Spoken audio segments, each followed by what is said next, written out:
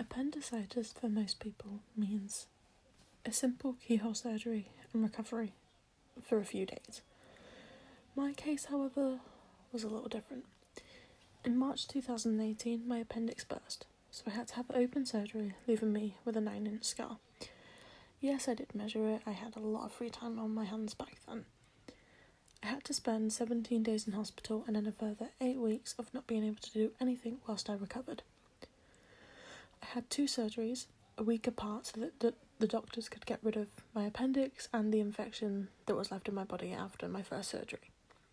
After my second operation, I was fitted with a drain and an ostomy bag, which the drain led into, so that it could catch all the infection, because it was a really bad infection.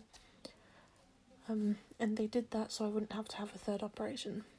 I've always been a fighter and a very independent person, I would say. So, just a few hours after my first operation, I was up and walking around as if I was fine. I had to have support from a nurse and my mum because of procedure, but I was still up when I probably should have been resting. After being out of the hospital for a little over a week because it was currently half term when I got out, I was on my way back to school after being advised to stay off until I could move around properly again. That being so that no one could hurt me or whatever during school time.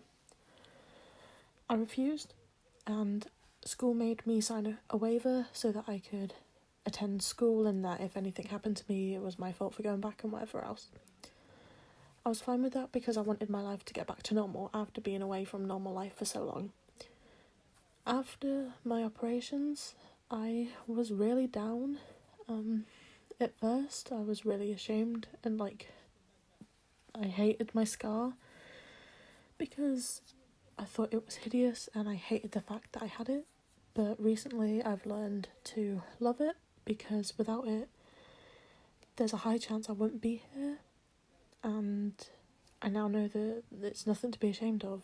I have the scar because I'm strong, and it just shows that, I can overcome whatever life throws at me. Thanks.